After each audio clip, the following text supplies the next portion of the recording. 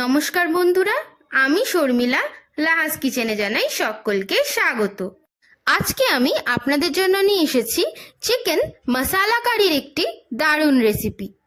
আজকে আমি কিন্তু এই মশালা কারির রেসিপি খুব সহজ পদ্ধতিতে আপনাদের জন্য নিয়ে এসেছি।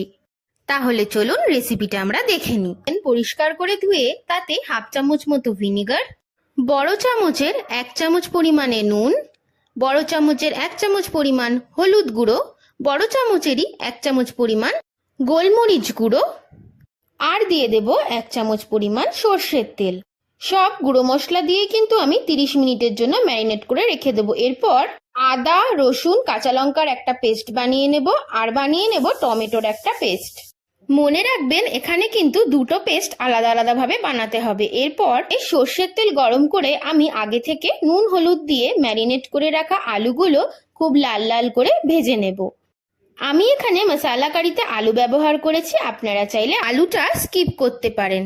এরপর 30 মিনিট আগে যে আমি চিকেনটা ম্যারিনেট করে রেখেছিলাম গুঁড়ো মশলা দিয়ে, সেইগুলো কিন্তু আমি ওই আলু ভাজার তেলে একটুখানি ফ্রাই করে নেব।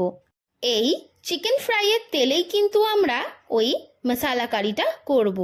সব চিকেনগুলো কিন্তু আমাদের খুব ভালো করে ফ্রাই করা হয়ে গেছে।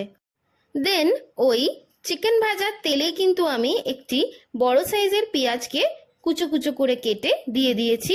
পেঁয়াজটা হালকা ভাজা ভাজা হয়ে গেলেই আমি আগে থেকেই যে আদা, রসুন, কাঁচা লঙ্কার একটা পেস্ট বানিয়ে রেখেছিলাম সেটা দিয়ে খুব ভালো করে নাড়াচাড়া করে নেব। এবার আমি অ্যাড করব কাশ্মীরি লাল লঙ্কার গুঁড়ো 1 চামচ, জিরার গুঁড়ো 1 চামচ, ধনের গুঁড়ো হাফ চামচ, হলুদ গুঁড়ো 1 চামচ, আর আগে থেকে বেটে রাখা টমেটো পেস্ট। সব মশলা দিয়ে কিন্তু আমি আরেকবার খুব ভালো করে নাড়াচাড়া করে নেব। এই সময় আমি অ্যাড করব হাফ চামচ পরিমাণ গোলমরিচ গুঁড়ো। খুন্তির সাহায্যে আরো ভালো করে নাড়াচাড়া করে নেব। এইবার দিয়ে দেব পরিমাণ মতো 1 চামচ নুন। আমাদের মশালা গ্রেভি কিন্তু একদম রেডি। এইবার আমি অ্যাড করব আগে থেকে যে চিকেনগুলো ভেজে রেখেছিলাম সেইগুলো, আর সাথে আলুগুলোও অ্যাড করে দেব। সব ভালো করে আরেকবার আমি নাড়াচাড়া করে নেব। এইবার আমি উপর থেকে ছড়িয়ে দেব গরম মশলা গুঁড়ো। আপনারা কিন্তু দেখেইছেন আমি এই মশালা কারিতে কোনো রকম জল ব্যবহার করিনি। এইবার আমি উপর থেকে ছড়িয়ে দেব ধনেপাতা কুচি। ধনেপাতা কুচি দেওয়ার পর আমি ঢাকনা চাপা দিয়ে স্টিমে দিয়ে দেব। 5 মিনিট পর ঢাকনা খুললেই কিন্তু আমাদের রেডি হয়ে যাবে ভীষণ টেস্টি আর ইউনিক একটি রেসিপি চিকেন মশালা কারি। এই মশালা কারি যতটা ইউনিক দেখতে হয় ঠিক ততটা কিন্তু টেস্টিও খেতে হয়।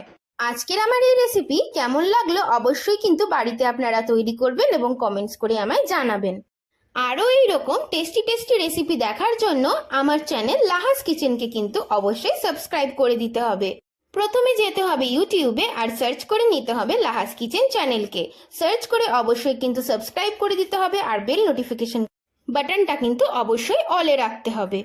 আর যারা ইউটিউব থেকে আমার এই ভিডিও এখন দেখছেন তারাও কিন্তু অবশ্যই আমার চ্যানেলটিকে সাবস্ক্রাইব করে ছোট্ট পরিবারের সদস্য হয়ে যাবেন। আজকের আমার রেসিপি এইটুকুই। দেখা হচ্ছে আরেকটি নতুন রেসিপি নিয়ে। সবাই কিন্তু খুব ভালো থাকবেন, সুস্থ থাকবেন। টাটা।